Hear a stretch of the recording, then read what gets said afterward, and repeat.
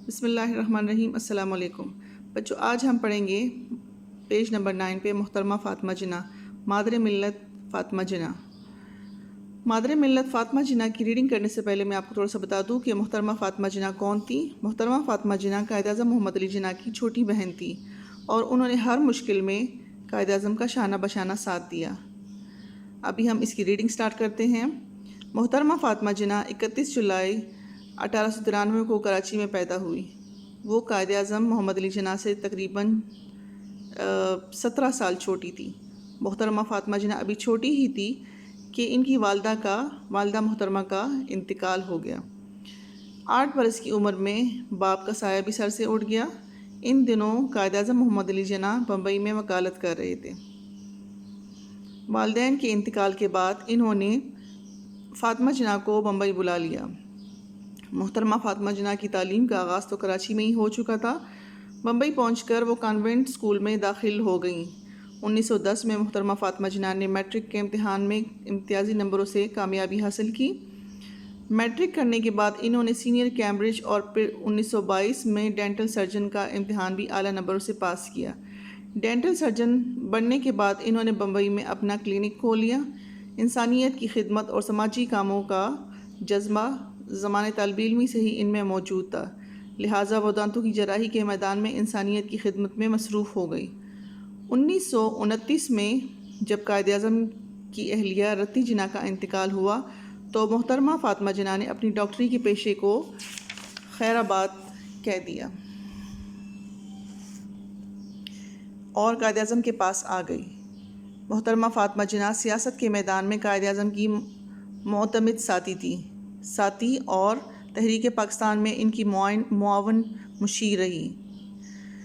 انہوں نے ہر مشکل گھڑی میں اپنے بھائی کا ساتھ دیا۔ قائد اعظم جب گول میز کانفرنس میں شرکت کے لیے لندن گئے تو محترمہ فاطمہ جناح بھی ان کے ساتھ تھی۔ انہوں نے گول میز کانفرنس کے دوران قائد اعظم کو نہایت اچھے سیاسی مشورے دیے۔ محترمہ فاطمہ جناح اعلیٰ تعلیم یافتہ اور نہایت دوراندیش اور جرأت مند خاتون تھی۔ انہوں نے مسلم خواتین کو بیدار کرنے کے لیے ایک سیاسی پلیٹ فارم پر تیار کیا اور اس پہ خواتین کو متحد کیا۔ انہوں نے اپنی ساری زندگی قومی مفادات کے لیے وقف کر دی۔ انہوں نے ہر قدم پر قائد اعظم کا ساتھ دیا۔ عوامی جلسوں میں بھی وہ اپنے بھائی کے شانہ بشانہ شریک رہی۔ وہ خواتین کی قومی، سیاسی اور سماجی کردار کے ساتھ ساتھ ان کے گھریلو کردار سے بھی براہ راست وابستہ تھی۔ انہوں نے مسلم خواتین کی سیاسی اور فکری رہنمائی کے ساتھ ساتھ خواتین کے عام گھریلو مسائل میں بھی ان کی رہنمائی اور حوصلہ افزائی کی۔ محترمہ فاطمہ جناح نے خواتین کو تحریک پاکستان میں رہنمائی فراہم کی اور انہیں عملی سیاست کے میدان میں لانے کے لیے بھی بنیادی کردار ادا کیا۔ بیگم محمد علی، بیگم ہارون، بیگم سلمہ تصدق حسین، بیگم بشیر احمد، بیگم شائستہ اکرام اللہ اور رانا لیاقت علی خان کے ساتھ محترمہ فاطمہ جناح بھی آل انڈیا مسلم لیگ کی خواتین کمیٹی کی ممبر تھی۔ انہوں نے خواتین کے حلقے میں بے پناہ مقبولیت اور عزت حاصل کی۔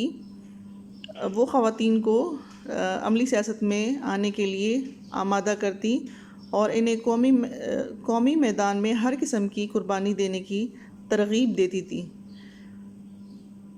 قائد اعظم نے تحریک پاکستان کے دوران خواتین کے حوالے سے تمام امور کی نگرانی کا فریضہ محترمہ فاطمہ جناح کو سونپ رکھا تھا۔ کوئٹہ کے مقام پر خواتین سے خطاب کرتے ہوئے محترمہ فاطمہ جناح نے فرمایا، اب تک ہم مسلمان خواتین نے اپنی قوم کی کوئی خاص مدد نہیں کی، حالانکہ اگر ہم لوگ چاہتے تو بہت کچھ کام کا حصہ بٹا سکتے تھے۔ اس وقت ہماری ضرورتیں 4 ہیں، یعنی اقتصادی، معاشرتی، تعلیمی اور سیاسی۔ ہم کو چاہیے کہ ہم میں سے ہر ایک جس سے جتنا ہو سکے اپنی قوت اور حیثیت کے مطابق اپنے خاندان، اپنے ہمسائے، اپنے دوستوں اور اپنے عزیزوں میں عملی قوت کی روح پھونک کر اس میں قومیت کا جذبہ بیدار کریں۔ اس طرح ہم اپنی قوم کی کچھ مدد کر سکتے ہیں۔ قیام پاکستان کے بعد قیام پاکستان کے بعد بھی ان کی قومی خدمات کا سلسلہ جاری رہا۔ انہوں نے بیماری کے دوران میں قائد اعظم کی بے پناہ خدمت کی اور ہم وقت ان کے ساتھ رہی۔ سرکاری کاموں میں بھی ان کا ہاتھ بٹاتی رہیں۔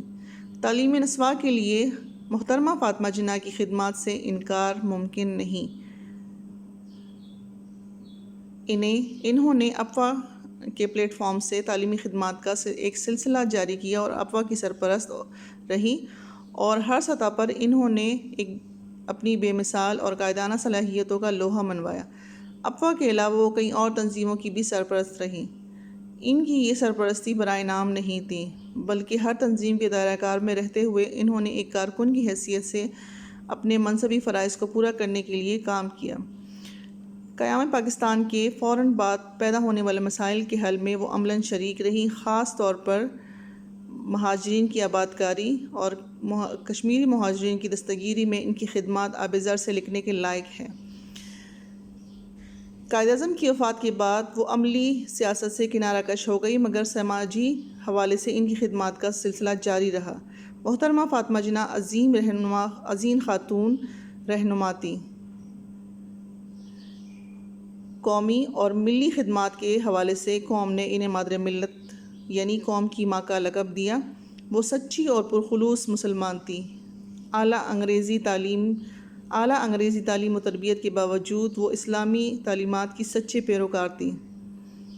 عالم اسلام کا اتحاد اور پاکستان میں اسلامی نظام فکر کی ترویج ان کا خواب تھا۔ وہ اپنی زندگی کے آخری لمحات تک اس خواب کو شرمندہ تعبیر کرنے کے لیے کوشاں رہیں۔ ایک موقع پر تقریر کرتے ہوئے انہوں نے فرمایا، اگر ہم واقعی یہ چاہتے ہیں کہ پاکستان کو صحیح اسلامی مملکت بنایا جائے تو اس کے لیے کچھ اسلامی تعلیمات کا اجرا بہت ضروری ہے۔ یہ ضرورت اسی صورت میں پوری ہو سکتی ہے کہ ہم اپنی تعلیمی اداروں میں قرآن حکیم کی تعلیم کو باقاعدہ درسی نصاب میں شامل کر لیں، تاکہ بچے اس کتاب علم و حکمت کے معنی و مطالب سے آگاہی حاصل کر سکیں اور قرآنی تعلیمات پر عمل پیرا ہو سکیں۔ میری دلی تمنا ہے کہ تمام اسکولوں میں قرآن حکیم کی تدریس کا فوراً بندوبست کیا جائے۔ محترمہ فاطمہ جناح نے 9 جولائی 1967 کو وفات پائی۔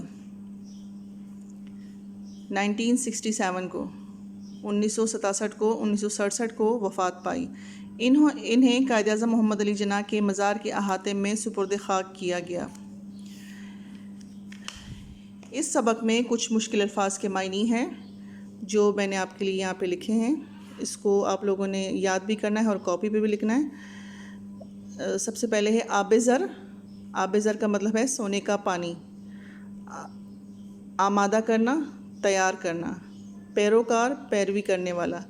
ترویج، اشاعت کرنا، جاری کرنا۔ تعلیم نسواں، عورتوں کی تعلیم۔ دستگیری، مدد۔